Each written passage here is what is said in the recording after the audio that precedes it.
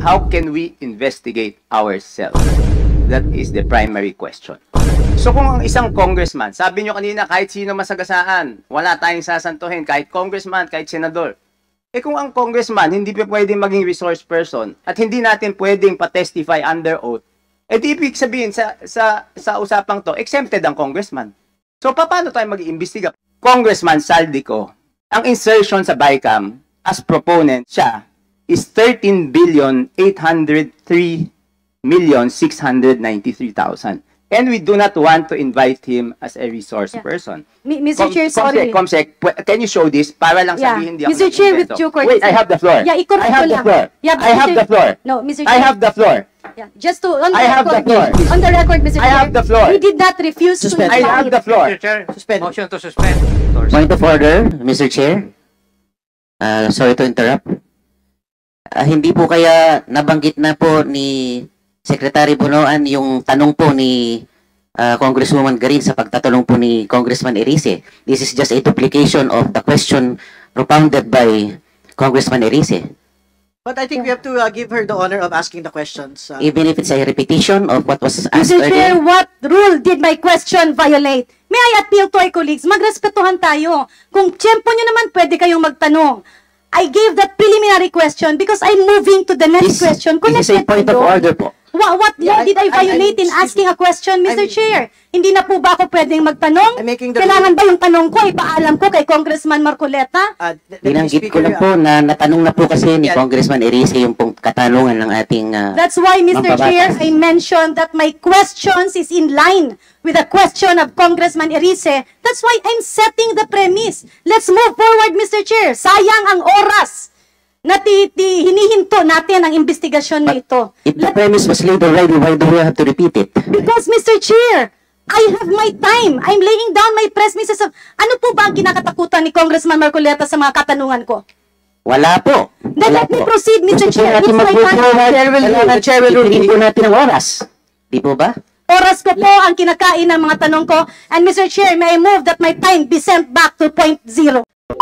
Ayun na nga mga kawan, medyo mainit na tagpo no kanina doon sa hearing sa Kongreso patungkol dito sa investigation nila sa mga flood control mga kababayan. At itong si Congressman Toby Chanco ay may hawak na USB at ipapakita sana kung anong nilalaman nito mga kababayan patungkol doon sa mga insertion ni Congressman Saldico na umaabot ng 13 billion mahigit no.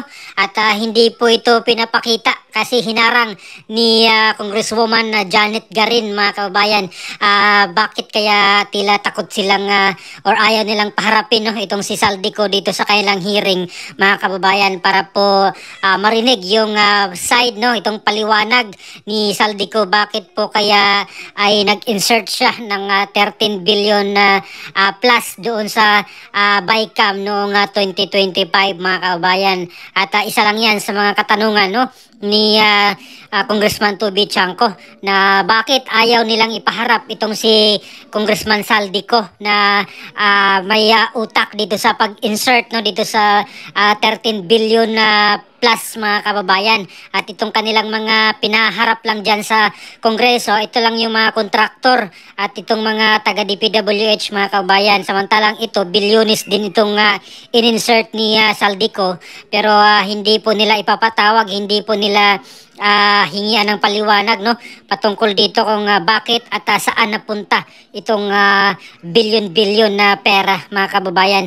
At pati itong si Congressman Marcoleta ay nag-point of order na rin mga kababayan dahil itong mga katanungan ni Congresswoman Janet Garin dito sa DPWH or former DPWH Secretary Manuel Bunuan ay natanong na daw po no ni Congressman Egay Erice nung siya yung nagtanong at paulit-ulit lang daw na tinanong dito ni Congresswoman Janet Garin kaya pinatigil po siya ni Congressman Paulo Marcoleta mga kababayan at umalma itong si Congresswoman Janet Garin.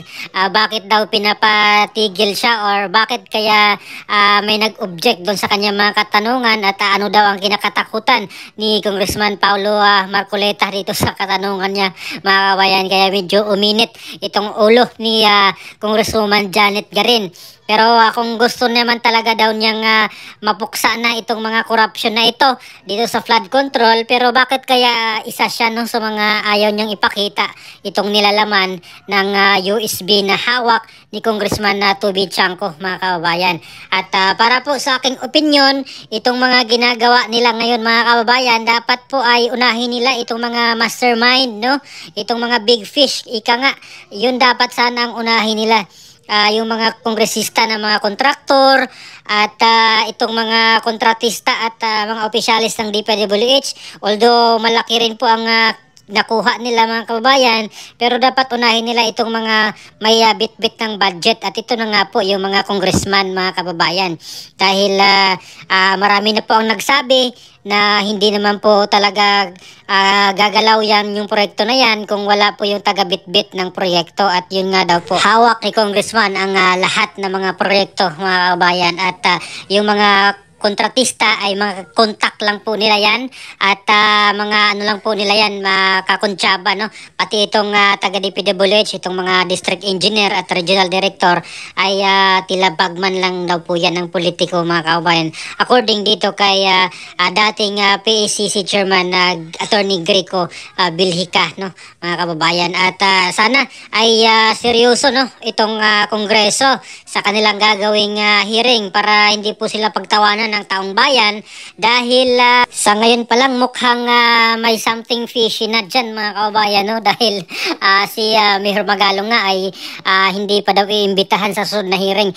In the future pa daw ay imbitahan, no? According dito kay Terry Ridon. So kailan pa kaya nila imbitahan, no? Saka na siguro kung lalamig na yung issue ng flood control, no? Kung wala na pong issue na phase out na, natakpan na itong issue ng mga pagnanakaw dito sa mga flood control project, yun siguro yung panahon na imbitahan na nila itong si Mayor Magalong. So dapat yun nga sana ang unahin nila, no, sa pag-imbita. At itong mga kontratista, syempre kailangan nandyan din po sila kasi sila yung tumanggap ng proyekto, at lalong-lalo na mayroong mga ghost projects na nakikita na, mga kababayan. Hindi lang po guni-guni yan, dahil meron ng dalawa ata so far, no, ang nakita nilang mga ghost projects. At habang sa kabilang house naman, sa upper house, ay naka second hearing na itong Senate Blue Ribbon Committee, mga kabayan. Although medyo bitin lang kasi yung kada tanong ng senador ay 5 minutes lang, mga kabayan. Nakakabitin, no? Dapat siguro may mga kalahating oras ang bawat senador na magtanong para talagang matanong ng maayos, no, at mapasagot ng maayos itong mga resource person, mga involved dito sa mga proyekto ng flood control.